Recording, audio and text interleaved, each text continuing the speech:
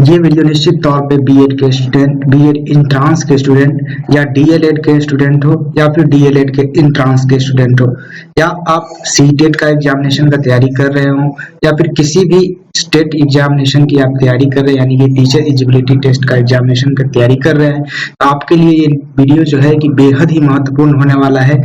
इसमें मैं बात करूंगा कुछ इंपॉर्टेंट कीवर्ड के बारे में, जैसे कि यूजीसी, एनसीटी और कई सारे ऐसे संबंधित वर्ड के बारे में बात करूंगा और क्या होता है इसका फुल फॉर्म, क्या गठन किया गया, इसका मतलब क्या होता है, इन सारे चीजों के बारे में बात करूंगा। आपको बताऊंगा कि NAAC क्या होता है, NCERT क्या होता है, CERT क्या होता है, डाइट क्या होता है, AICTE क्या होता है, कैब क्या होता है। सारे चीजों का मैं विस्तार से जानकारी लेकर के आया हूँ, जो कि ऑब्जेक्टिव तौर पे निश्चित एक क्वेश्चन, दो क्वेश्चन निश्चित ही सभी एग्जामिनेशन में पूछते हैं। तो ये वीडियो थोड़ा सा लंबा होगा, हो सकता है आपको ये सारे वीडियो देखने में थोड़ा सा लंबा समय लगे, लेकिन आपको सारी जानकारी इस वीडियो के माध्यम से मिलेगा, जिसमें मैं बात करूंगा सारे डिटेल्स को देखते हुए एक नंबरी टाइप को। निश्चित तौर पे शुरू करते हैं वीडियो।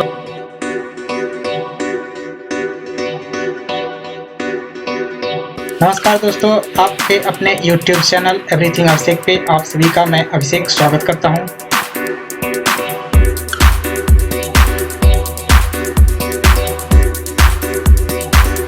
आपके स्क्रीन पे शो हो रहे होंगे यूजीसी। सबसे पहला कीवर्ड है यूजीसी। इसका फुल फॉर्म सबसे पहले जान लेते हैं। तो इसका फुल फॉर्म होता है यूनिवर्सिटी ग्रांट कमीशन। अब इसको हिंदी में देखें तो हिंदी में निकल के आता है कि विश्वविद्यालय अनुदान आयोग। अगर आप जानते हैं विश्वविद्यालय अनुदान आयोग क्या होता है, निश्चित रूप से जानते होंगे कि यूजीसी को विश्वविद्यालय अनुदान आयोग के नाम से जाना जाता है।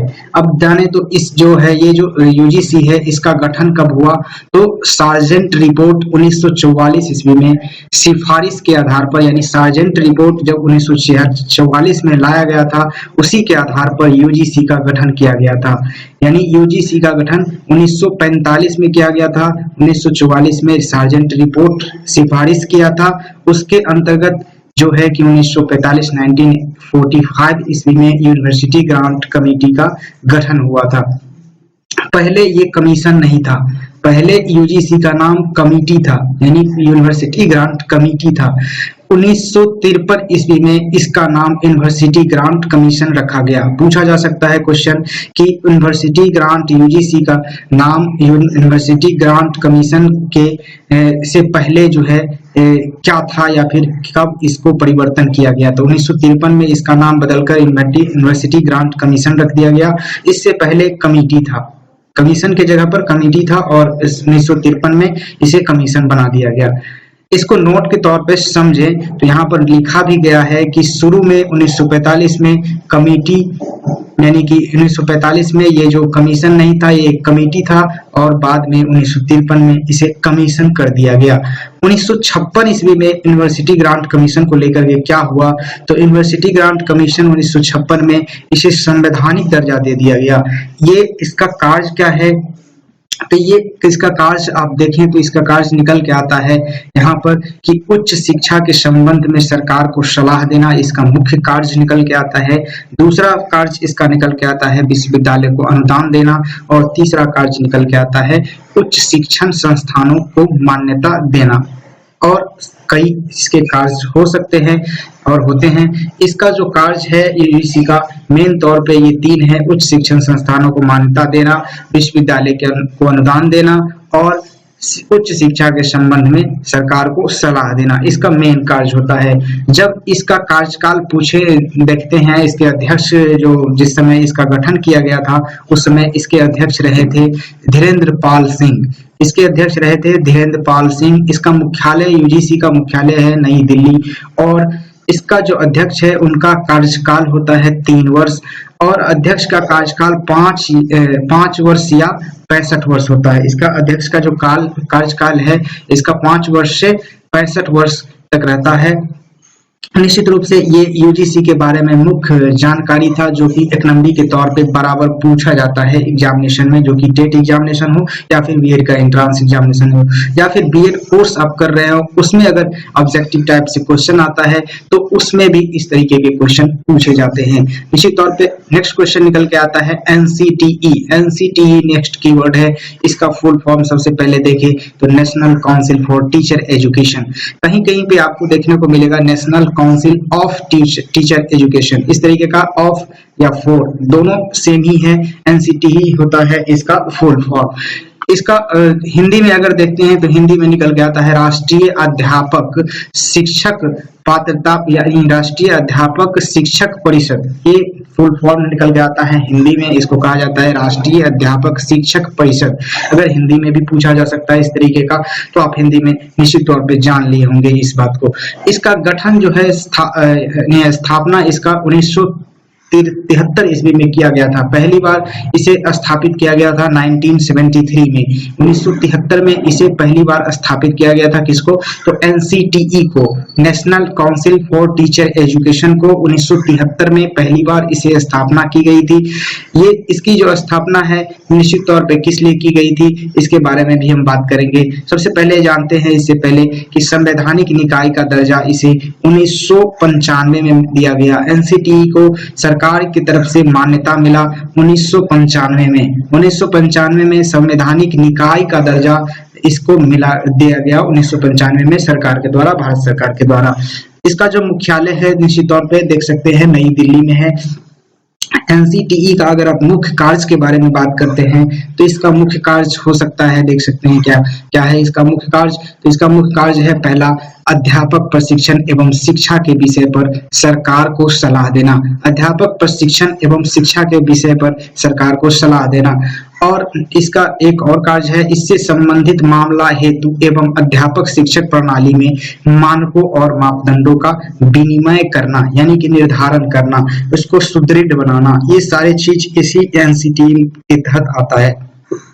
किसी भी बीएड कॉलेज और किसी भी मतलब टीचर से एलिजिबिलिटी टेस्ट या टीचर से संबंधित जितने भी एग्जामिनेशन, जितने भी सारे रूल नियम होते हैं, ये एनसीटीई ही निर्धारित करता है।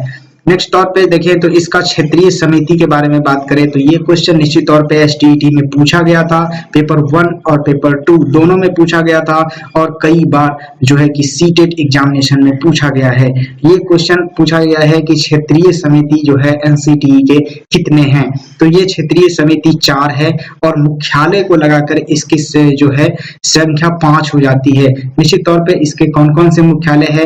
भोपाल है जो कि एमपी में पड़ता है, भुवनेश्वर है जो उड़ीसा में, और बेंगलोर है जो कर्नाटक में, और जयपुर है जो राजस्थान में। यानी कि 4 कोर बनाए गए हैं, पूर्वी, उत्तरी और पश्चिमी और दक्षिणी, इस तरीके के कोर बनाए गए हैं जो कि आप देख सकते हैं सभी स्टेट वाइज है। जो कर्नाटक यानी कि दक्षिण के लिए, जयपुर यानी पश्चिम के लिए, भुवनेश्वर यानी पूर्वी के लिए, और भोपाल देख सकते हैं ये उत्तरी के लिए किया गया है। इस तरीके के जो क्षेत्रीय टाइप से बांटा गया है, आप देख सकते हैं। इसके वेबसाइट पे जाइएगा तो आप निश्चित तौर पे जान पाएंगे इस बात को एक्स्ट्रा तौर पे। अब देखें तो नेक्स्ट जो क्वेश्चन है, नेक्स्ट जो कीवर्ड है वो निकल के आता है यहाँ पे कि NCERT। नेक्स्ट तौर पे देख सकते हैं आपके सामने में शो हो रहे होंगे NCERT, national council of education research and training. इसका फुल फॉर्म होता है national council of educational research and training. National council of educational research and training, इसको हिंदी में देखिए तो हिंदी में निकल के आता है राष्ट्रीय शैक्षिक अनुसंधान और प्रशिक्षण परिषद। ये कहा जाता है इसको हिंदी में NCERT का फुल फॉर्म देखें तो राष्ट्रीय शैक्षिक अनुसंधान और प्रशिक्षण परिषद, यानी national council of educational research and training. इसका कार्य क्या होता है इसके बारे में जानते हैं कुछ फैक्ट को। तो देखें इसकी स्थापना 1961 में किया गया था। 1961 में NCERT का गठन किया गया था, स्थापना किया गया था। इसकी मुख्यालय को देखें तो इसकी मुख्यालय नई दिल्ली में है। और अगर इसकी बात करें तो इसका नर्सरी से लेकर के यानी 0 से लेकर के 12 यानी 12वीं तक के संबंधित होता है। इसकी जो शिक्षण की जो रिसर्च की इस तरीके के जो प्रशिक्षण के कार्य हैं, ये सभी कार्य नर्सरी से लेकर के 0 से लेकर के 12वीं तक संबंधित होता है। इसका कार्य को देखें तो कार्य एनसीईआरटी का क्या होता है, तो एनसीईआरटी का कार्य को देखें तो पहला कार्य होता है पाठ्यक्रम निर्माण करना। पहला कार्य होता है इसका पाठ्यक्रम निर्माण करना, यानी करिकुलम मेकिंग का निर्माण होता है, ये कार्य होता है इसका। और बी नंबर में देखें दूसरा, जो पुस्तकें उपलब्ध कराना, यानी कि बुक को उपलब्ध कराना, अवेलेबल कराना बच्चों के लिए, किस तरीके के बुक रहेंगे, किस तरीके का उसका सारा कुछ उसका निर्माण करना, ये एनसीईआरटी के अधीन होता है। इसी तौर पे नेक्स्ट कार्य के बारे में जानते हैं, तो शिक्षा के क्षेत्र में अनुसंधान करना, शिक्षा के क्षेत्र में उसे रिसर्च करने की जो कार्य है उसको एनसीईआरटी के द्वारा किया जाता है। नेक्स्ट तौर पे देखें तो शिक्षक प्रशिक्षण देना, यानी शिक्षक को प्रशिक्षण देना जो कि सेवापूर्ण या सेवाकालीन हो, उन सभी को भी वो प्रशिक्षण देता है एनसीईआरटी। नेक्स्ट जो कार्य है देख सकते हैं, नेक्स्ट कार्य यानी दूसरा कार्य के अंतर्गत देखें, पहला जो निकल के आता है जवाहर नवोदय प्रवेश परीक्षा का आयोजन कराना। जवाहर नवोदय प्रवेश परीक्षा का आयोजन एनसीईआरटी कराता है। निश्चित तौर पे ये जानना चाहिए आपको कि अगर आप एनबीएस यानी का एग्जामिनेशन दे रहे हो तो आप निश्चित तौर पे ये क्वेश्चन आ सकता है, जवाहर नवोदय प्रवेश परीक्षा का जो आयोजन है वो किसके द्वारा कराया जाता है, तो ये है एनसीईआरटी के द्वारा। बी नंबर में देखें तो एनटीएसई यानी नेशनल टैलेंट रिसर्च एग्जाम, यानी कि राष्ट्रीय प्रतिभा खोज, ये दो तरीके का एग्जाम होता है, एक जवाहर नवोदय विद्यालय वाला और एक राष्ट्रीय प्रतिभा खोज वाला एनटीएसई। इसका जो आयोजन होता है, इसका भी आयोजन यही एनसीईआरटी के द्वारा किया जाता है और इसके द्वारा छात्रों को छात्रवृत्ति भी दिया जाता है। जो इसमें प्रतिभा खोज में जब बच्चे अव्वल आते हैं या पास होते हैं तो आप इसको देखेंगे छात्रवृत्ति दिया जाता है, तो ये एनसीईआरटी के द्वारा ही दिया जाता है। नेक्स्ट जो पॉइंट निकल के आता है, नेक्स्ट कार्य निकल के आता है कि मानव संसाधन विकास मंत्रालय को शैक्षिक सलाह देना, मानव संसाधन विकास मंत्रालय को शैक्षिक सलाह देना। अगला कार्य निकल के आता है कि एनसीएफ 2005 यानी देख सकते हैं एनसीएफ 2005 को भी एनसीईआरटी ने ही बनाया है, एनसीएफ 2005 को भी एनसीईआरटी के तहत ही बनाया गया है। नेक्स्ट कार्य निकल के आता है शिक्षण विधि, मूल्यांकन और शिक्षण सामग्री का विकास करना, शिक्षण विधि और मूल्यांकन शिक्षण सामग्री का विकास करना एनसीईआरटी का कार्य है। इसका जो देखें नेक्स्ट पॉइंट निकल के आता है, नेक्स्ट पॉइंट में देखें तो सामान्य कमेटी, इसके सामान्य कमेटी कौन कौन है होते हैं, तो इसका अध्यक्ष होता है केंद्रीय मानव संसाधन विकास मंत्री, इसके अध्यक्ष होते हैं एनसीईआरटी के। केंद्रीय मानव संसाधन विकास मंत्री जो हैं वो इसके अध्यक्ष होते हैं। कार्यकारिणी कमेटी होता है मानव संसाधन विकास मंत्री, मानव संसाधन विकास मंत्री कार्यकारिणी कमेटी होते हैं। नेक्स्ट पॉइंट निकल के आता है कि क्षेत्रीय शिक्षा संसाधन संस्थान, इसके 5 हैं, क्षेत्रीय शिक्षा संस्थान इसके 5 है। कहाँ कहाँ है, अजमेर में है राजस्थान, और भोपाल एमपी में, बेंगलुरु कर्नाटक और भुवनेश्वर उड़ीसा, शिलोंग मेघालय, ये 5 जगह हैं इसके क्षेत्रीय शिक्षण संस्थान है एनसीईआरटी के। ध्यान रहे आपके क्षेत्रीय शिक्षा संस्थान के बारे में अगर पूछा जाए एनसीईआरटी के तो वो 5 है। कौन कौन है, अजमेर है, भोपाल है, बेंगलुरु है, भुवनेश्वर है और शिलोंग है। आपको क्वेश्चन इस तरीके से पूछा जा सकता है यहाँ पे कि 4 ऑप्शन दिए रहेंगे, उसमें से कहा जाएगा कि कौन से जो है कि क्षेत्रीय शिक्षण संस्थान का क्षेत्रीय एनसीईआरटी का क्षेत्रीय शिक्षण संस्थान नहीं है, तो आपको ऑप्शन चुनने होंगे। इसमें से देखेंगे कि कौन सा जो इस 5 से अलग है, तो उसको आप नोटिस करेंगे। नेक्स्ट तौर पे देखें तो NAAC यानी नैक, आप देखें तो NAAC ये फुल फॉर्म क्या होता है, इसका मतलब क्या होता है, तो आपको देखने को मिलेगा national assessment and accreditation council, national assessment and accreditation council यानी कि राष्ट्रीय मूल्यांकन तथा प्रत्यायन परिषद, राष्ट्रीय मूल्यांकन तथा प्रत्यायन परिषद, ये इसका फुल फॉर्म देख लिए हमने कि NAAC का मतलब क्या होता है। किसी भी यूनिवर्सिटी कॉलेज में जाइएगा तो NAAC से मान्यता प्राप्त लिखल रहता है, तो आप जानेंगे इसका मतलब क्या होता है, इसका क्या होता है, रूल क्या होता है, कब गठन किया गया, कैसे हुआ, इसके बारे में जानेंगे। इसे यूजीसी ने स्थापित किया, इसे जो है यूजीसी ने स्थापित किया NEP 1986 सिफारिश पर, किसके, तो राष्ट्रीय नई शिक्षा नीति 1986 के सिफारिश पर यूजीसी ने इसे स्थापित किया गया। किसे, तो राष्ट्रीय मूल्यांकन तथा प्रत्यायन परिषद NAAC का स्थापना किया गया, national assessment and accreditation council, इसे स्थापना किया गया। इसकी स्थापना 1994 में किया गया, इसकी स्थापना 1994 में किया गया। निश्चित तौर पर इसका मुख्यालय को देखें तो मुख्यालय बेंगलुरु में है। इसका कार्य क्या होता है, NAAC का कार्य होता है उच्च शिक्षण संस्थानों का मूल्यांकन तथा मान्यता प्रदान करना। ये देख सकते हैं कि उच्च शिक्षण संस्थानों का मूल्यांकन करना तथा मान्यता प्रदान करना, जैसे कि पहले मैं भी बोल चुका हूं कि जो कॉलेजेस हैं, जो हायर एजुकेशन के कॉलेजेस हैं, उनको देखिएगा, उनके बोर्ड पे देखिएगा, वहां पे लिखा जाता है कि ये NAAC का से मान्यता प्राप्त है। उसके बाद नेक्स्ट कीवर्ड के साथ चलते हैं, SCERT state council of educational research and training. ज्यादातर इसका फुल फॉर्म भी पूछा जाता है। अब ध्यान रहे, आपको ये बात ध्यान रहे कि SCERT का फुल फॉर्म क्या होता है, तो state council of educational research and training, यानी कि राज्य शैक्षिक अनुसंधान प्रशिक्षण परिषद, ये कहा जाता है। इसका फुल फॉर्म है state council of educational research and training, राज्य शैक्षिक अनुसंधान प्रशिक्षण परिषद, ये कहा जाता है SCERT का फुल फॉर्म। इसकी स्थापना 1988 यानी नई शिक्षा नीति 1986 के आधार पर ही किया गया था। इसका भी स्थापना जो है नई शिक्षा नीति 1986 के सिफारिश पे किया गया था। निश्चित तौर पे अगर आप देखना चाहें तो यहाँ देख सकते हैं कि इसकी जो स्थापना है, इसकी स्थापना नई शिक्षा नीति के आधार पर किया गया था। आप देखें तो नेक्स्ट पॉइंट के तौर पे निकल के आता है यहाँ पे कि नई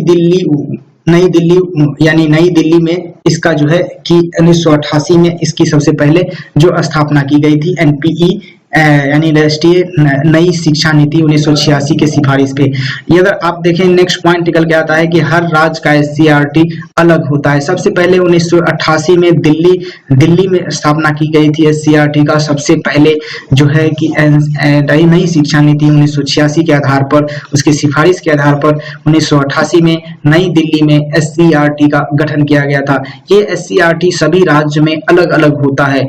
ये अलग अलग ईस्वी में इसकी जो स्थापना की गई होती है। अगर आपको पूछा जाए कि SCERT की स्थापना सबसे पहले कहाँ की गई, तो दिल्ली में। और इसी क्वेश्चन को इसी तरीके से पूछा जा सकता है कि 1988 में सबसे पहले कहाँ स्थापना की गई SCERT की, तो आप दिल्ली मारेंगे। देख सकते हैं नेक्स्ट पॉइंट के तौर पे निकल के आता है कि सभी राज्य में अलग अलग होता है इसकी जो स्थापना काल या स्थापना, सारे कुछ अलग अलग होते हैं।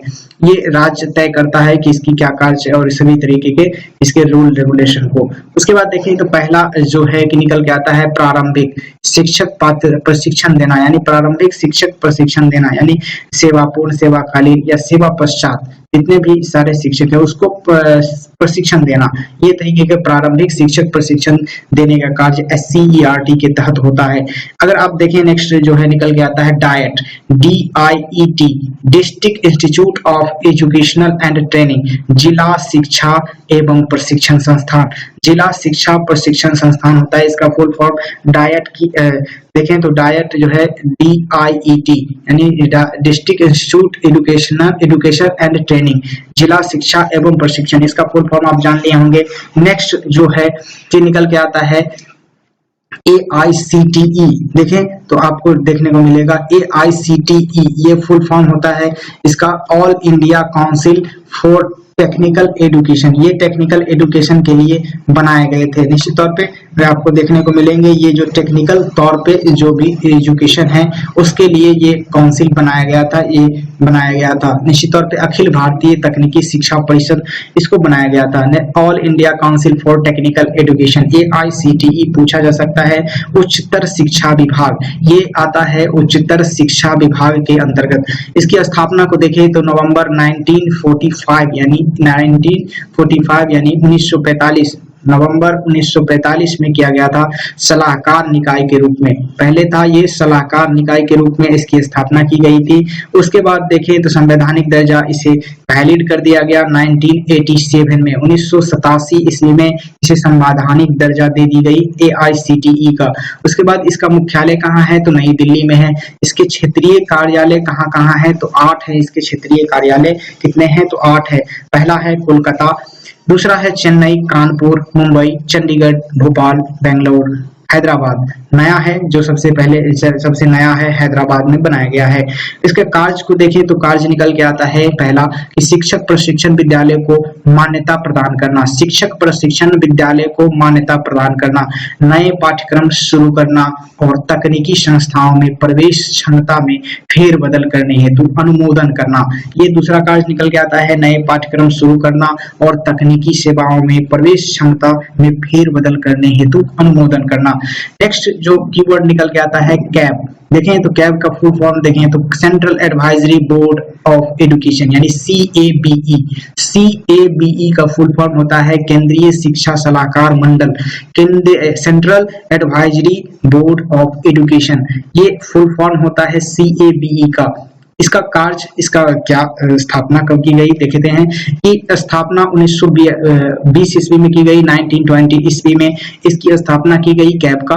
फिर 1923 ईस्वी में इसे भंग कर दिया गया, इसे जो है 1923 ईस्वी में भंग कर दिया गया यानी कि खत्म कर दिया गया। फिर से 1935 ईस्वी में इसे हार्टेग कमेटी द्वारा, देख सकते हैं इसे जो है हार्टेग कमेटी द्वारा की सिफारिश पर बनाया गया। फिर से कब बनाया गया तो 1935 यानी 1935 में बनाया गया और फिर 2004 में इसे जो है कि फिर से भंग कर दिया गया CABE का।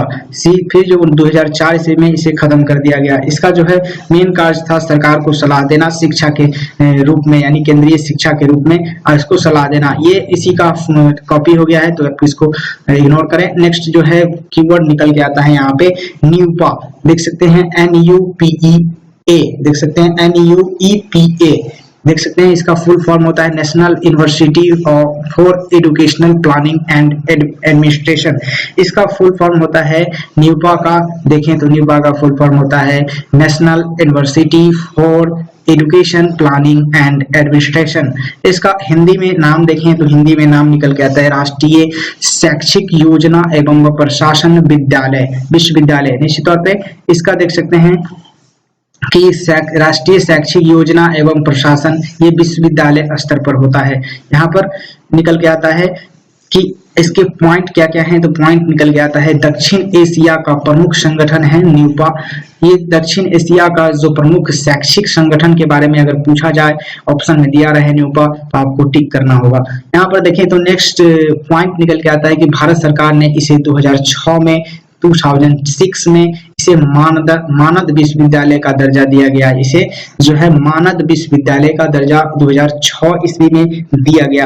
निश्चित तौर पे नेक्स्ट जो पॉइंट निकल के आता है वो स्थापना के बारे में है। इसकी स्थापना 1962 में की गई थी। 1965 में इसे एशियाई शैक्षिक योजना एवं प्रशासन संस्थान बना दिया गया था। कब तो 1965 में, इसकी स्थापना 1962 में और इसे 1965 में इसे एशियाई शैक्षिक योजना एवं प्रशासन संस्थान बनाया गया। इससे पहले भारत इसे 2006 में इसे मानद विश्वविद्यालय का दर्जा दिया गया भारत के द्वारा।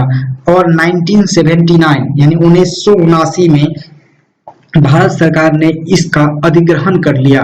जो भारत सरकार के द्वारा इसे अधिग्रहण कर लिया गया 1979 में, 1979 में भारत सरकार ने इसका अधिग्रहण कर लिया और इसका न्यूपा का देख सकते हैं न्यूपा बना दिया यानी कि जो इसे NUEPA बना दिया गया। जो अधिग्रहण करने के बाद इसे न्यूपा बना दिया गया। निश्चित तौर पे देखें तो नेक्स्ट निकल के आता है CBSE यानी central board of secondary education. Full form में पूछा जाता है, ध्यान दीजिएगा।